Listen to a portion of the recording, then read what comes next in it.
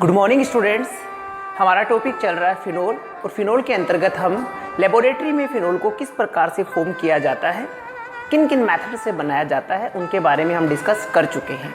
आज की क्लास में हम बात करेंगे कि इंडस्ट्रियल फॉर्मेशन या जो फिनोल बनाने के इंडस्ट्रियल मेथड्स है वो क्या क्या है, उनके बारे में हमारी इस क्लास में हम बात करेंगे। तो चलिए शुरू करते हैं। इंडस्ट्रियल मेथड यानी कि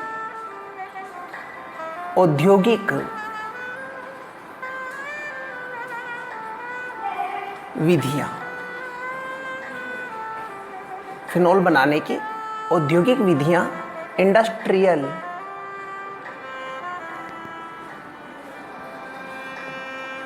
मेथड्स के बारे में हमारी इस क्लास में हम बात करेंगे। सबसे पहले हम फॉर्म करने वाले हैं क्यूमीन से। सबसे पहले क्यूमीन होती क्या है इसके बारे में बात कर लेते हैं हम। What is cumene? क्यूमीन कहते किसको है? देखिए, आइसोप्रोपिल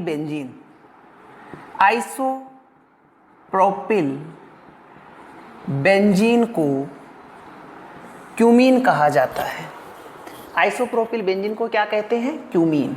ठीक है, यानी CH3 ये समूह है हमारा आइसोप्रोपिल, और इसके साथ में अगर अपन बेंजीन जोड़ दें तो इसे क्या कहते हैं? क्यूमीन।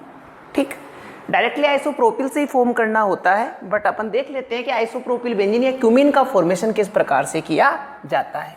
तो सबसे पहले बात करते हैं अपन क्यूमीन के निर्माण की।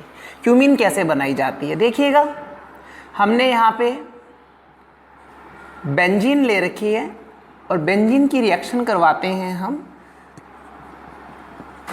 CH3CH3Cl आइसोप्रोपिल क्लोराइड के साथ में। कहाँ पे? निर्जल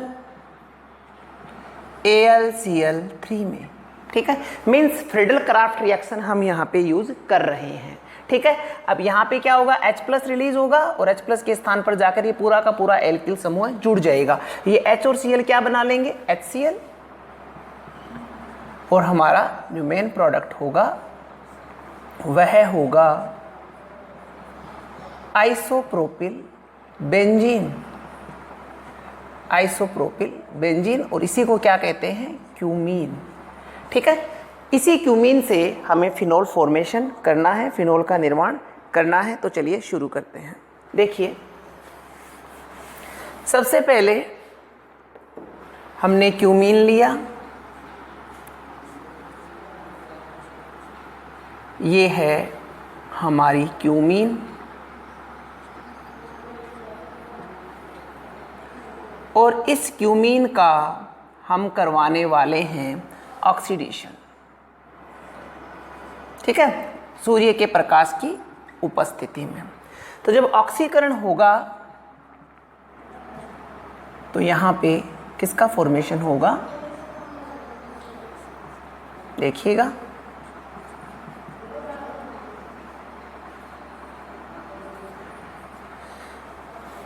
H था, H के बीच में दो ऑक्सीजन्स का योग हो गया, क्या बना?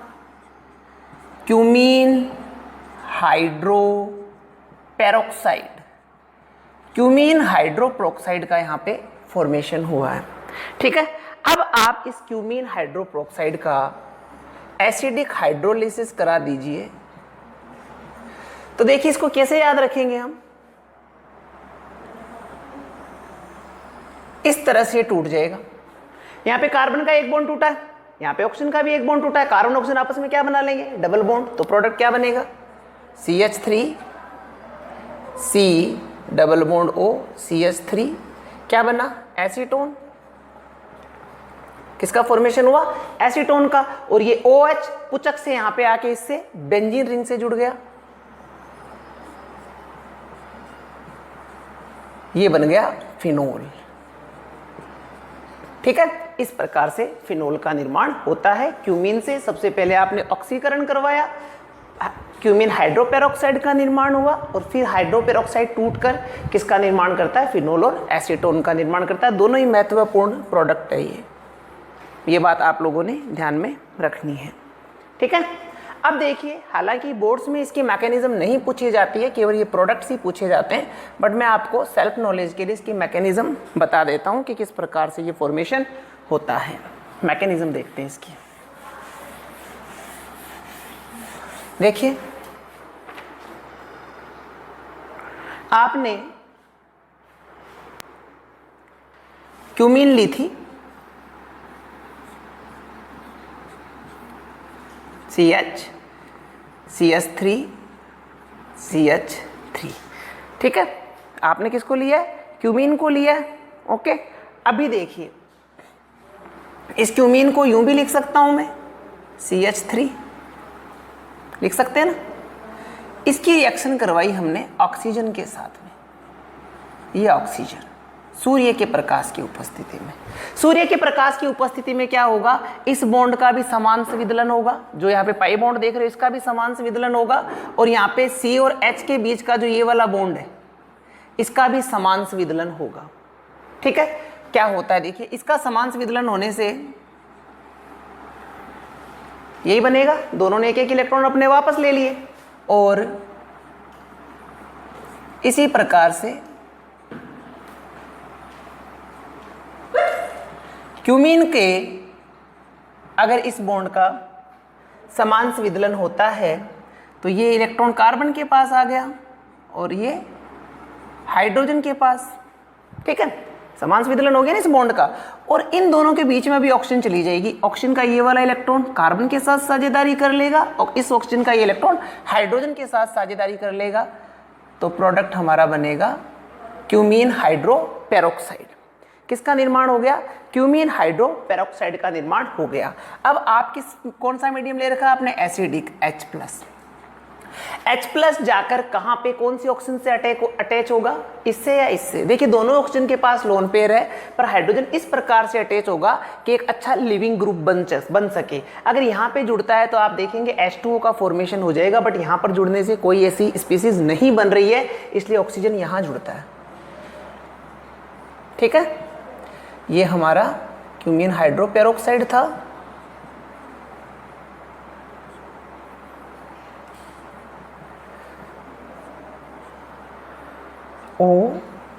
CH3 O, एक H ऑलरेडी था, एक और H आ गया, तो ऐसा होने से ऑक्सीजन पे क्या आ गया? Positive charge.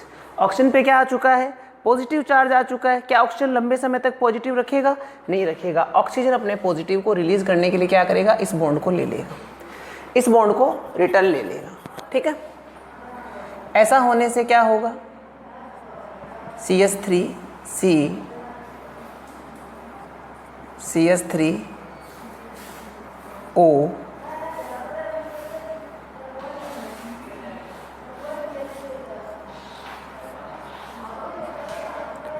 प्लस, यही होगा ना।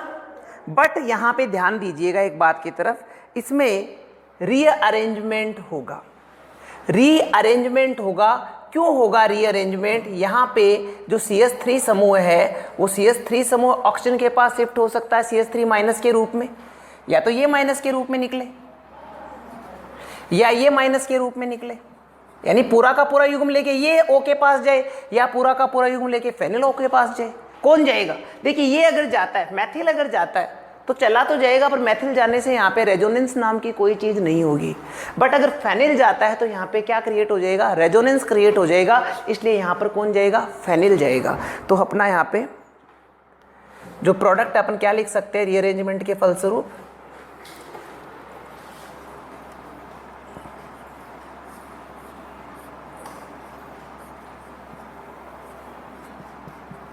और फेनिल पूरा का पूरा युग्म लेके चला गया, तो यहाँ पे क्या आ गया? प्लस।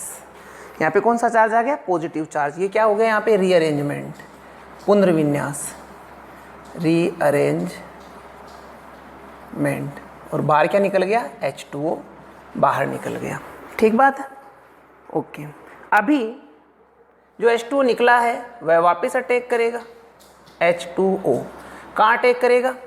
इस ऑक्सीजन पे, और इस ऑक्सीजन पे अटैक करेगा तो क्या बनेगा? CH3 C CH3 O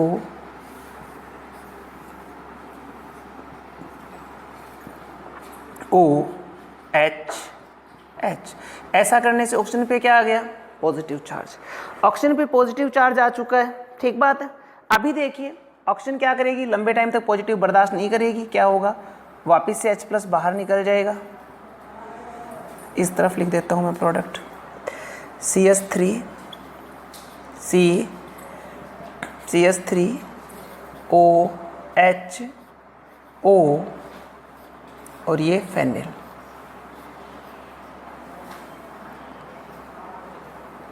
ठीक है, अभी देखिए क्या होगा, ये वाला बॉन्ड टूटता है, ऑक्सीजन इस युग्म को ले लेता है, ठीक है, ये वाला बॉन्ड टूटता है और ये बॉन्ड यहाँ पे शिफ्ट हो जाता है। देखना इसको समझने के लिए, अगर ये टूटे तो CH3O-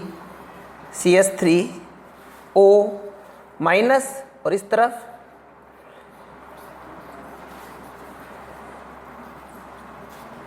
O-, यही होगा ना। ये वाला युग्म पूरा का पूरा किसने ले लिया, ऑक्सीजन ने, O पे माइनस आ गया, और यहाँ पे O और H के बीच का बॉन्ड टूटेगा तो O- और H+। तो अब देखिए ये H+ किसके पास चला जाएगा, इस ऑक्सीजन के पास, तो क्या बन गया, OH मीन्स फिनोल, और ये यहाँ पे C पे क्या आ गया, प्लस। भाई ये पूरा का पूरा युग्म ले लिया तो C पे क्या आ गया, प्लस आ गया। C और O के बीच का बॉन्ड टूटा है, पूरा का पूरा युग्म ऑक्सीजन ने ले लिया तो O पे माइनस आ गया, C पे प्लस आ गया, ठीक है, और H के बीच का बॉन्ड टूटा तो O पे माइनस और H पे प्लस आ गया, ठीक। तो अब ये H+ किसके पास जाएगा, O के पास में, OH बना लेगा, और ये माइनस क्या करेगा, कार्बन और ऑक्सीजन के बीच में डबल बॉन्ड बना लेगा। तो हमारा प्रोडक्ट क्या फॉर्म होगा, यहाँ पे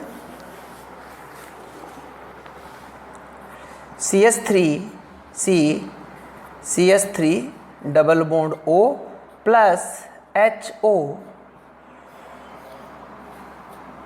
फिनोल, एसीटोन और फिनोल। इस मैकेनिज्म से क्यूमीन से इसका फॉर्मेशन होता है। बट मैं फिर से आपको बता दूं, आपको डायरेक्टली ध्यान रखना है, पहले आप O2 से रिएक्शन कराएंगे और फिर H+ और H2O के साथ रिएक्शन करवाएंगे, दैट्स इट। फिनोल का, ये आपका एसीटोन और फिनोल का निर्माण यहाँ पे होगा, ये आप ध्यान रखिएगा। इंडस्ट्रियल मेथड महत्वपूर्ण है। आगे इसके पश्चात पहला मेथड था, क्यूमीन से हमने फॉर्म कर लिया है। नेक्स्ट हम बात करने वाले हैं, इंडस्ट्रियल मेथड ही है। नेक्स्ट मेथड है फिनोल निर्माण का कोलतार से। कोलतार लगभग एरोमेटिक एरोमेटिक कंपाउंड का एक इम्पोर्टेंट सोर्स होता है। इसका जब प्रभाजी आसवन करवाया जाता है तो मध्य तेल अंश प्राप्त किया जाता है। मध्य तेल अंश में मुख्य रूप से दो यौगिक प्रेजेंट होते हैं, एक तो नैफ्थलीन प्रेजेंट होता है और दूसरा फिनोल प्रेजेंट होता है, दोनों प्रेजेंट। जब मध्य तेल अंश की रिएक्शन सोडियम हाइड्रोक्साइड से करवाई जाती है, देखिए हम रिएक्शन करा रहे हैं मध्य तेल अंश की सोडियम हाइड्रोक्साइड के साथ में, तो मध्य तेल अंश में क्या प्रेजेंट है, फिनोल भी है और नैफ्थलीन भी है। तो हमारा सोडियम हाइड्रोक्साइड केवल किसके साथ रिएक्शन करेगा, फिनोल के साथ में रिएक्शन करेगा। तो फिनोल और इस फिनोल के साथ में जब अपन NaOH की रिएक्शन करवाएंगे तो प्रोडक्ट हमें प्राप्त होगा सोडियम फिनोक्साइड। नैफ्थलीन से रिएक्शन क्यों नहीं करी, क्योंकि फिनोल तो एसिडिक नेचर का होता है बट नैफ्थलीन एसिडिक नेचर का नहीं होता है। हमें क्या प्राप्त हो गया, सोडियम फिनोक्साइड। ठीक है, अब जो सोडियम फिनोक्साइड बना है, इस सोडियम फिनोक्साइड को रिएक्ट करवाएंगे हम, तोड़ेंगे, कहने का मतलब इसको CO2 से। किससे डिसोसिएट कर रहे हैं इसको, CO2 से।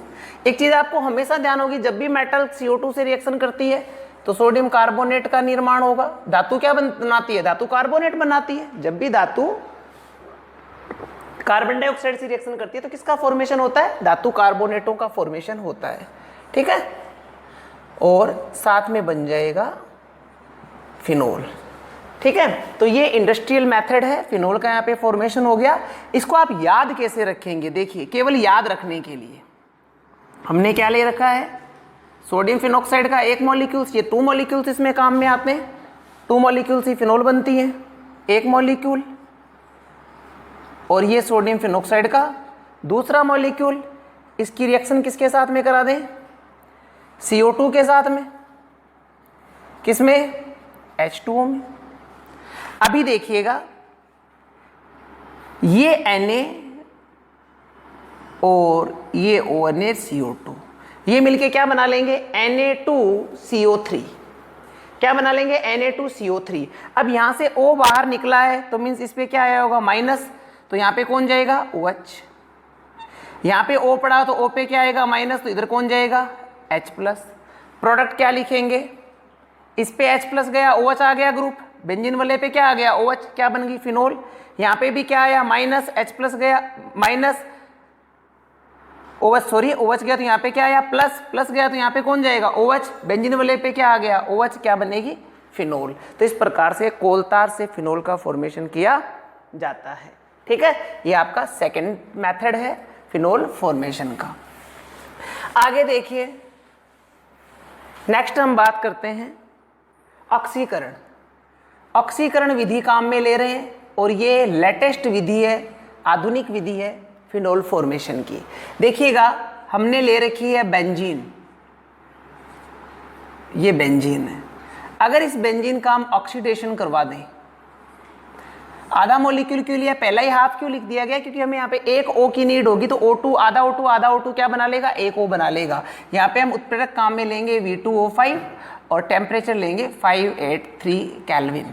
तो देखिए क्या होगा, H और C के बीच में कौन चला जाएगा, ऑक्सीजन चला जाएगा। ऑक्सीजन का योग हो गया, मीन्स क्या हो गया ऑक्सीकरण, और क्या बन गया फिनोल। यानी बेंजीन के ऑक्सीकरण से किसका निर्माण होगा, फिनोल का निर्माण होगा। बेंजीन को आप ऑक्सीडाइज करवाइए तो क्या फॉर्म हो जाएगी, यहाँ पे फिनोल फॉर्म हो जाएगी। ठीक है, बेंजीन के ऑक्सीकरण से आप यहाँ पे फिनोल का फॉर्मेशन कर सकते हैं। इसके अलावा नेक्स्ट मेथड अपन देखते हैं रॉशिंग प्रक्रम। रॉशिंग प्रक्रम की हम बात करें, रॉशिंग प्रक्रम, रॉशिंग प्रक्रम में क्या होगा, रॉशिंग प्रक्रम नोन है हमारे लिए, हेलोएरिन में हमने पढ़ रखा है। हम क्या करते हैं, बेंजीन वाष्प की रिएक्शन HCl वाष्प के साथ में वायु की उपस्थिति में कराते हैं। कौन से कैटालिस्ट पे करवाते हैं, CuCl2 कैटालिस्ट पे। CuCl2 कैटालिस्ट पे ये रिएक्शन हम करवाते हैं और टेम्परेचर लेते हैं 523 केल्विन टेम्परेचर पड़ा हुआ है हमारे लिए। बेंजीन पेपर HCl बेस पर वायु की प्रेजेंट में रिएक्शन हम यहाँ पे करवाते हैं। तो यहाँ पे क्या बनता है देखिएगा,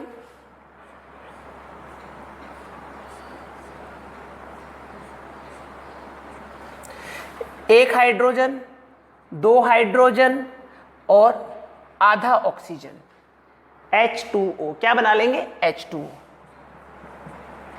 बचा क्या Cl, क्लोरोबेंजीन। यानी रॉशिंग प्रक्रम हेलोएरिन बनाने का मेथड है। बेंजीन से आपने क्या बनाया है, बेंजीन से क्लोरोबेंजीन आपने रॉशिंग प्रक्रम से फॉर्म कर लिया क्लोरोबेंजीन, और इसके पश्चात आगे आप फिनोल का फॉर्मेशन किस प्रकार से करेंगे वो हम यहाँ पे देख लेते हैं।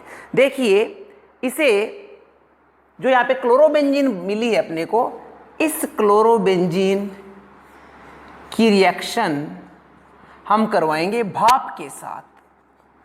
कहाँ पे, अति तप्त सिलिका पे। सिलिका को अपने बहुत ज़्यादा हाई हीट दे रखी है, इस अति तप्त सिलिका, और टेम्परेचर रखा है इसका 723 केल्विन टेम्परेचर।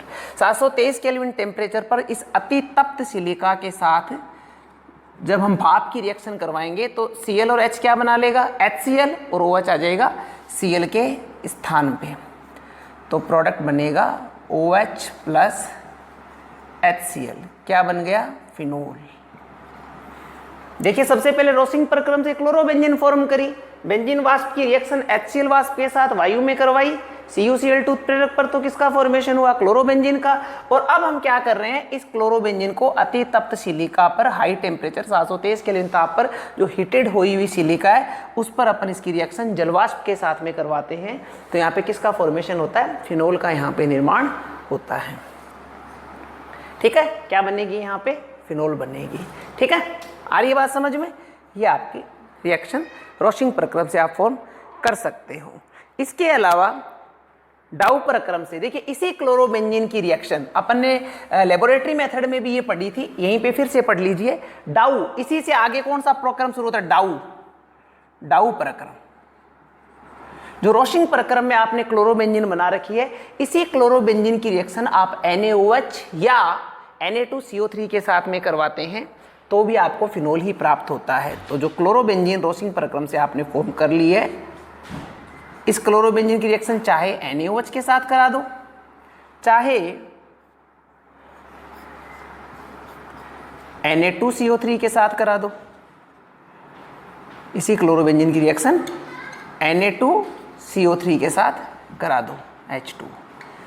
जलीय विलयन लेंगे इसका, तो इसे क्या कह दिया, डाउ प्रक्रम। इसमें भी किसका फॉर्मेशन होगा, फिनोल का यहाँ पे निर्माण होगा। यहाँ पे भी क्या बनेगा, फिनोल बनेगा। कैसे बनेगा, यहाँ पे कैटालिस्ट, सेम कैटालिस्ट काम में लेना, यही CuCl2 CuCl2 और टेम्परेचर ले लेंगे 623 केल्विन टेम्परेचर और 300 ATM प्रेशर, 300 वायुमंडलीय दाब यहाँ पे काम में लेंगे। इसकी मैकेनिज्म भी मैंने आपको कल की क्लास में बता दी थी। यहाँ पे शॉर्ट में आप देख लीजिए, Na और Cl क्या बना लेंगे, NaCl और OH जुड़ जाएगा बेंजीन रिंग से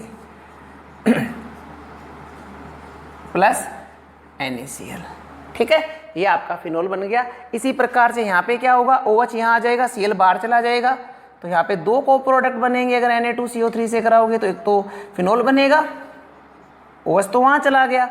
अब साथ में क्या बनेगा, NaCl, एक NaCl से अभिक्रिया करवा ली, क्या बन गया, NaCl। ठीक है, अब OH तो चला गया, यहाँ पे क्या बचा हुआ, देखो एक Na और Cl ने क्या बना लिया, NaCl। H2O में से OH वहाँ चला गया, यहाँ पे क्या बचा हुआ है, H बचा हुआ है, एक Na भी पड़ा हुआ है, NaHCO3, को प्रोडक्ट क्या बनेगा, NaHCO3।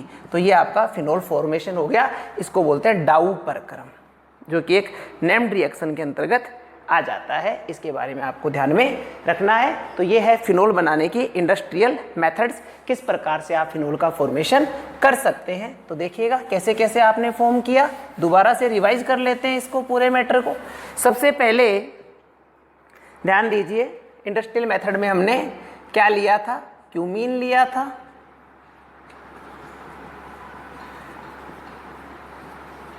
क्यूमीन का हमने ऑक्सीडेशन कराया था, सूर्य के प्रकाश की उपस्थिति में क्या फॉर्म किया था, क्यूमीन हाइड्रोपेरोक्साइड फॉर्म किया था।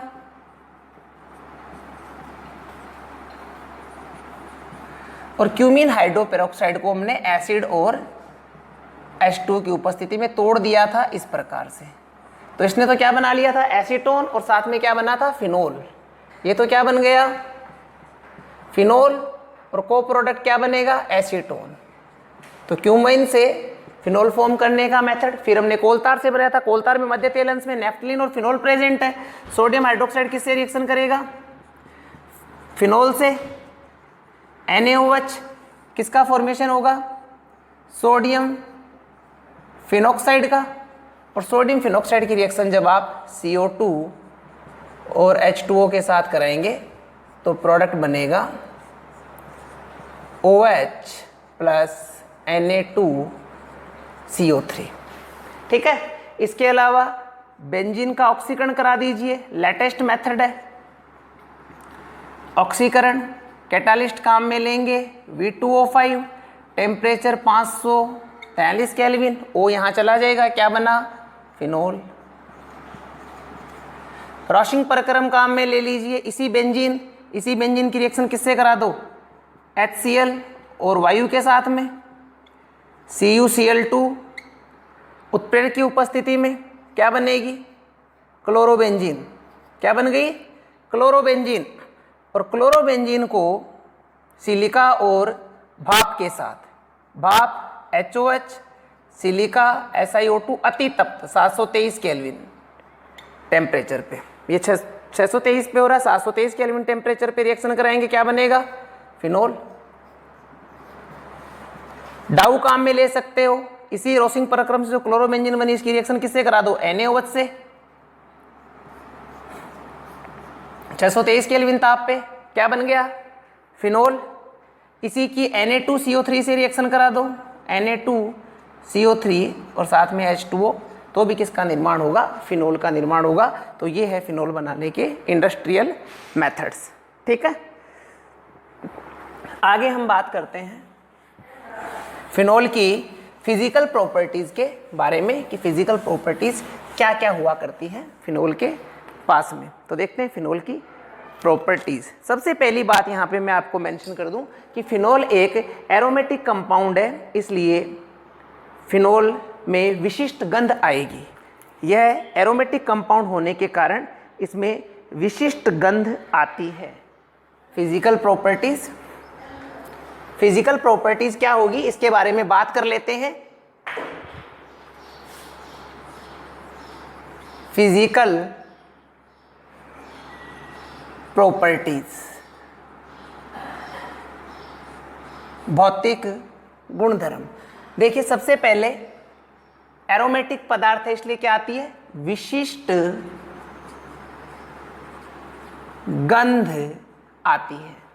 एरोमेटिक है इसलिए विशिष्ट गंध आती है। सेकंड, जल में अल्प विलय है। जल में कैसा है, अल्प विलय है। कारण क्या है इसका, हाइड्रोजन बॉन्डिंग। जल में अल्प विलय का कारण क्या है, हाइड्रोजन बॉन्डिंग। देख लीजिएगा फिनोल में O से क्या जुड़ा हुआ है, H।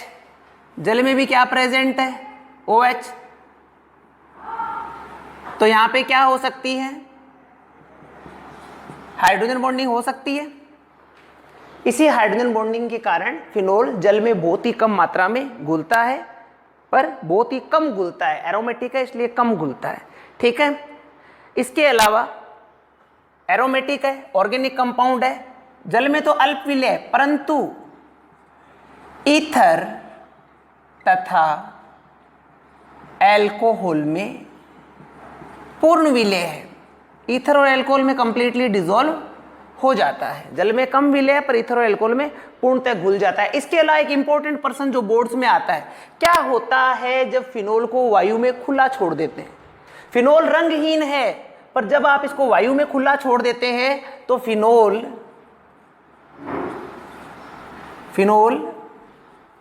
रंगहीन फिनोल किसमें कन्वर्ट हो जाता है, गुलाबी रंग के पदार्थ में कन्वर्ट हो जाता है। किसमें कन्वर्ट हो जाता है, गुलाबी रंग के पदार्थ में कन्वर्ट हो जाता है। और ये गुलाबी रंग का पदार्थ क्या होता है, पेरा बेंजोक्विनोन।